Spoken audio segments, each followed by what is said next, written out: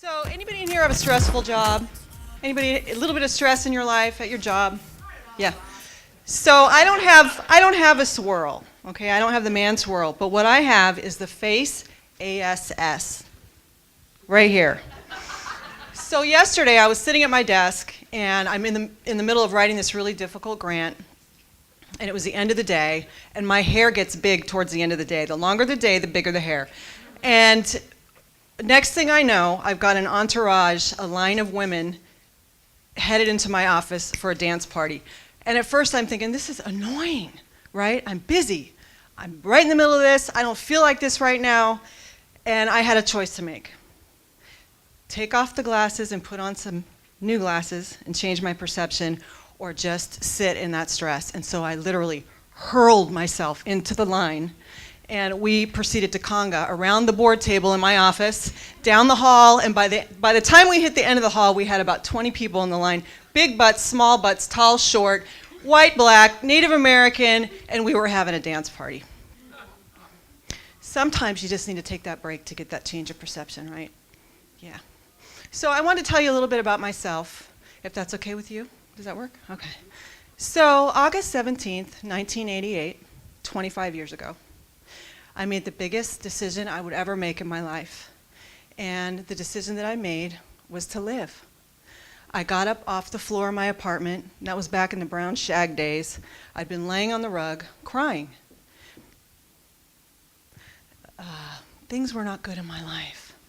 The first half of my life I spent in domestic violence, with poverty, and addiction in my family. And what I did with that is I just carried that into my adult life. That's all I knew. I had nothing to compare it to. And I was 24 years old, laying on the carpet, and I was praying to somebody, anybody, I didn't know who, to please just take me out. I didn't want to wake up anymore.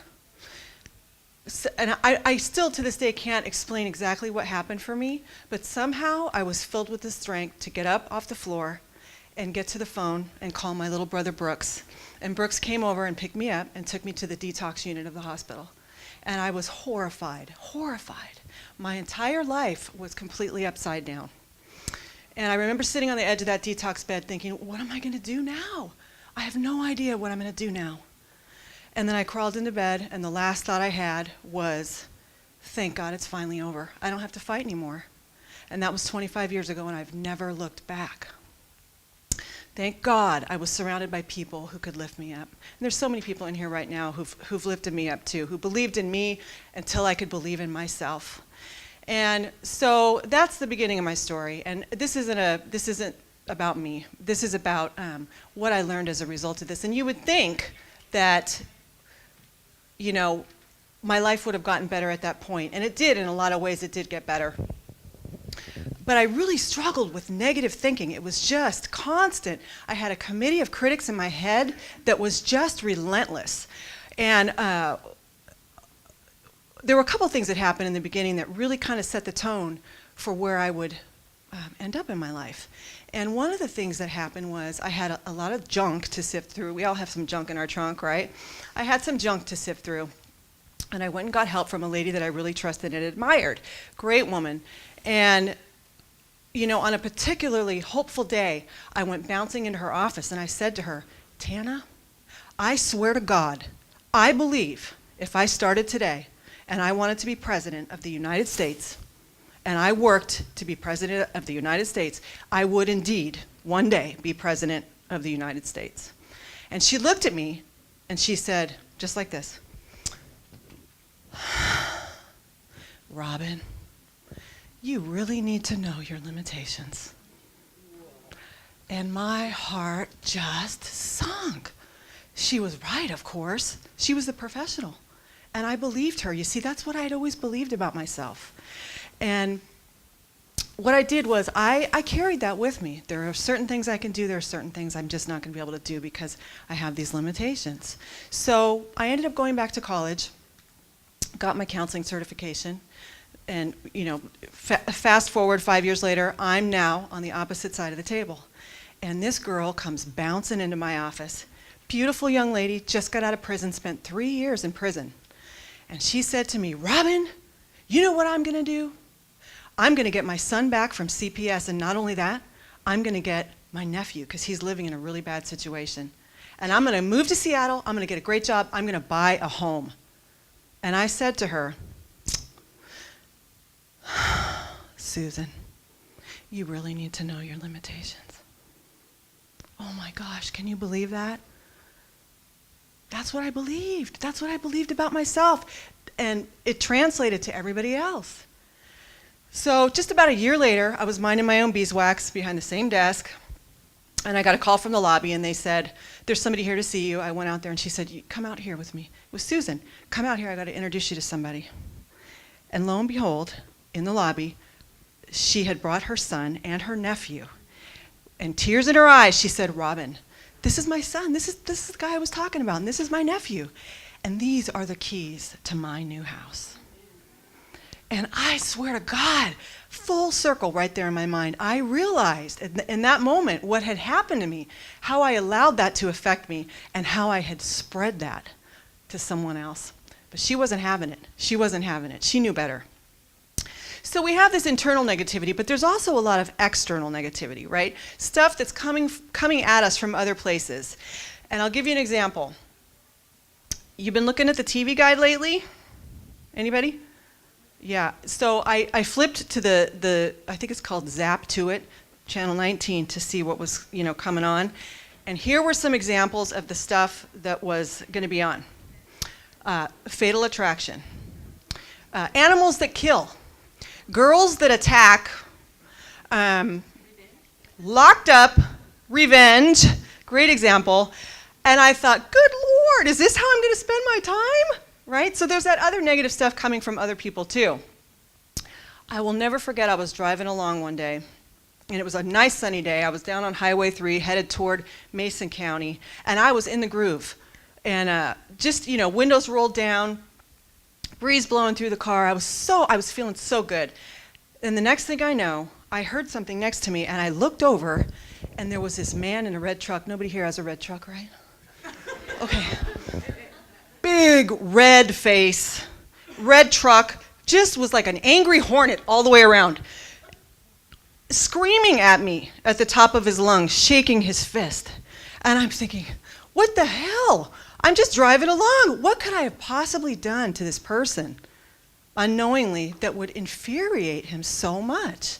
And I thought, this is one of those lessons where I get to learn how I don't want to be. Right? So the negative people in our lives, a lot of times they can teach us how we don't want to be. I liken it to a jacket. And someone's trying to hand you this coat, and you're supposed to put it on. And you don't really want to put it on. It's not your jacket. But worse yet, it smells really bad. And it's too small. And it's ugly. It's not your style. It doesn't fit you. So you have a choice. You can put the jacket on because you feel obligated to put it on, or you can make the choice to not put that jacket on. So, just about 10 years ago, I hit the wall. And, things in my life have been really good the last 25 years. I cannot complain. I have two beautiful teenage boys who have never seen me under the influence of alcohol or other drugs. They've not been raised, and I'm third generation, they have not been raised with domestic violence or any of the other things that I experienced growing up, and I'm really, really proud of that. I have amazing kids. And so what happened was my marriage fell apart. My husband made some choices that I could not live with.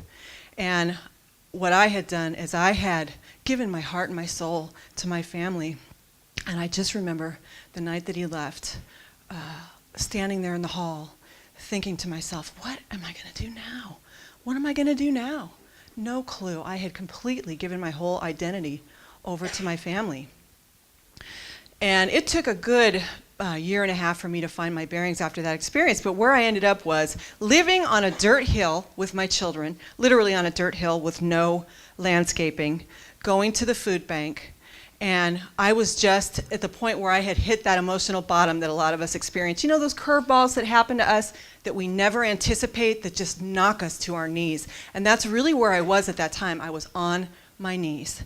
And what I ended up doing was I had this ottoman stool, and I pushed it into the corner of my room. And I was sitting there one morning, and I looked over to my left, and I swear to God, there were mushrooms growing out of my carpet. I mean, that's where I was at that point in my life. I'm from Long Beach, California. What? Mushrooms out of the carpet? I'd never seen anything like this in my life. And I knew I had to make a change. Something had to change. And I started praying and meditating in that spot. And I arranged a space there where I had a lot of my the things that I loved, and I collect rocks, so I had some rocks, and I had pictures of my family, pictures of the people that are important to me in my life, experiences that I wanted to have in my life. And what happened was, I started to dream. I started to envision the life that I wanted without even realizing what it was that I was doing. So the question I want to ask you is, if you were fearless, if you weren't worried about time, money, or the opinions of other people, what is it you'd be doing? What would you be doing? And that's what I started to think about. And then I started to plan. This is what I want. How am I going to get there? I started to make an actual plan with short and long-term goals. And there's something that happens between the heart and the pen that just does not happen between the mind and the mouth. It makes it real. It's like that story, The Velveteen Rabbit. Once you start figuring out what you want and you see it in writing, it starts to become real. So I started to plan what it was that I wanted to do. And as a result of that, I started taking daily action.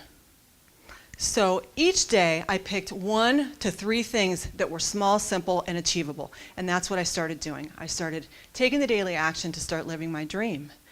And what happened was, things started to happen. Things started to happen. Doors started to open. And I was able to walk through those doors and start growing. Who is it you want to be? But more importantly, who do you need to become to be that person? Who do you need to become? You want to run a business? What kind of skill set do you have to run a business? Go out and get it. Learn those skills. So you wouldn't believe this, I'm sure. You'd never know. 3 years ago, I was mortified, horrified about getting up and talking in front of people. Literally, I could see the sweat squirting from my forehead onto the people in the front row. And so what did I do? I went out. Let me help you out there. I went out and started taking classes about public speaking. And here I am today, and now you can't get me to shut up. Go figure. So take daily action, figure out who it is you need to be. There are some mighty shoes made just for you. Mighty shoes for you to step into and own. So what is it you want to be? How can you get there? If you don't know, I can help you. If you have a dream and you don't know what it is, I can help you find it. If you have a plan but you're not sure what to do, I can help you get there. If you want to take action, you're not sure what to do, I can help you get there too. And I want to encourage you, as you are going along your path, to really lift the people up around you. There are so many people in this room who've lifted me up. And I want to give a couple shout outs here. We have a very special person here today. Her name is Reba. Reba, raise your hand. Reba is amazing. She travels the nation speaking to moms in crisis with children that have FAE and FAS. And she has helped so many moms who have just been devastated by FAE and FAS. And we have a couple other people who are out there saving people's lives right now. We have Michelle, who's working with the Forward Bound program, and Sarah, who runs Agape Unlimited. And both of them have touched, I'm sure, over the years, thousands of lives. Serve. Be of service to others. The more you give, the more is returned to you. What you're willing to give will come back to you tenfold. My husband and I, we have Friday night date night. Anybody in here have Friday night date night or have a date night with their spouse? So Friday night date night, actually, I'm going to translate here. Safeway, shopping, grocery shopping. That's Friday night date night. And of course, we get there, all our friends are there on their date night, right? So it's great. Hey, how you doing? I haven't seen you in 2 months. So sometimes we go for Mexican food on this particular night. Our favorite Mexican restaurant is right there. So we went and had Mexican food and had a great meal. I was rubbing my belly when we got out, and we were pulling out of the parking lot of the Safeway. And I looked over, and on my right, there was an old guy dirty. He looked dirty and disheveled, and it was really cold. I think it was probably maybe 42 degrees out on that late afternoon. But he had a sign, and his sign said, "I need a miracle." And I just was so compelled by this man. And I was watching people as they drove by. And some people were looking at him, oh, get a job, in disgust. Other people were looking at him. And I imagine that they were probably thinking, wow, that could have been me at one point in my life. And some of them were just, looked really indifferent to the whole thing. And my husband, he knows me like a book. So we get near this man, and I look at my husband. He goes, "Well, you're not coming back here alone," because he already knows I'm thinking, this guy needs a miracle. We got to do something. So we went home, and we packed up some food and some warm clothes, and we headed back to town. And I dropped my husband right there, and I saw him in the rearview mirror. He walked over and sat down with this man and just started to talk. And I thought, there's a couple of things that I thought. I thought, wow, I love my husband, He's the kind of guy, he's not afraid to get his hands dirty, really. I mean, he's not afraid to help. Like a lot of people, you send checks to a foreign country to help starving children. It's a wonderful thing, don't get me wrong. But to really help, to roll up your sleeves and to find out what it is you can do to be of service to someone else. And the second thing I thought, 25 years ago, when I held up my sign, when I needed a miracle, where would I be today if nobody would have helped me? I was so fortunate. I was surrounded by family. People I didn't even know lifted me up and helped me be a part of that recovery process. And what an amazing gift that is. So over the last 25 years, I've had a career in human services. I know that was part of my bio, but I wanted to talk a little bit about, some of the things that I've noticed over the years. Probably at least hundreds, probably thousands of people have really had some similar problems with negative thinking. And there were three things, just very consistent, that kept people stuck. The first was resentment, holding resentment, not being able to let go of grudges. Just rehashing the same stories over and over in their minds, maybe from their childhood or just things that have happened in their lives that have affected them in a negative way, just rehashing those stories over and over in their minds and to other people, right? Telling those same stories over and over and over. And then the last thing that I noticed was regret. People just believing that they would have, should have, could have. What could I have done differently? And just flogging themselves unmercifully with guilt and shame, and just even being unaware that that's the place they were coming from. And think about it for a minute. That kind of thinking takes up a lot of energy, doesn't it?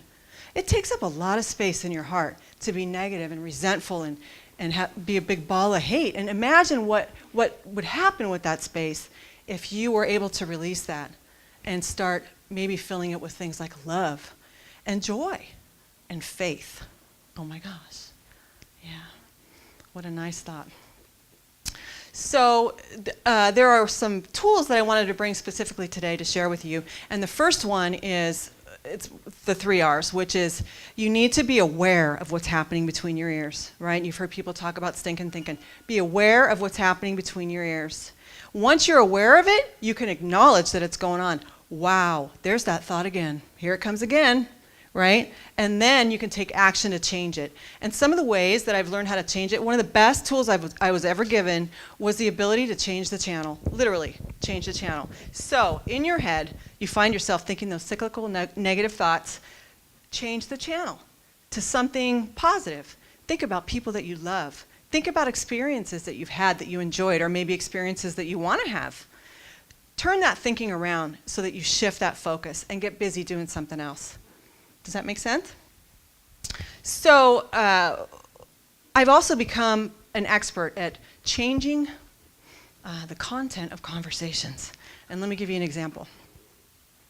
My husband and I were in Winco. You guys go to Winco? Anybody in here go to Winco? Awesome bulk food, right? So we're in Winco one night. It's probably Friday night, knowing us. And I see a girl there that I hadn't seen. It's probably been 2 or 3 years I haven't seen her. And she last time I saw her, was probably close to 400 pounds, really having a hard time, and was getting ready to have knee surgery. But on this night I saw her, maybe she was 250 pounds, and she was pushing her car, and she looked fantastic. And we were right over by the pizza and potato salad, kind of wedged in a little bit, and I go, "Oh my God, look at you. How are you?" And she said, "Well, you wouldn't believe what happened to me." And I go, "Oh, really?" And she said, "Yes." She said, "A week ago, I had a colonoscopy." And I went, "Oh." And I'm thinking, what the? And I look at my husband, and he's got this look on his, like, ugh. And so I'm thinking to myself, good Lord, how am I going to get out of this conversation, right? I don't want to TMI, too much information. And so she's going on, and I finally say, I kind of interjected, "Wow, well, I'm so glad you're finally on the mend now." And I'm thinking, woo, score, right? We're over it. Okay, see you later, bye. And she says to me, "Oh, yes, I am, but you should hear about my mother." And she started, and I was just like, me, one of those scary stories. So, I think it's important to look at our own negativity, be mindful of what's coming out of your mouth, but also learning ways to shift that negativity from other people also, right? And change conversations. How about the Mariners? Oh, now we can say, how about those Seahawks? So if somebody's really just talking about something that's dragging you down, how about those Seahawks? So my 5-star system is dream, plan, act, serve, and achieve. I already know 2014 is going to be a great year. The best is yet to come. If I can do this, you can do anything, anything. Thank you.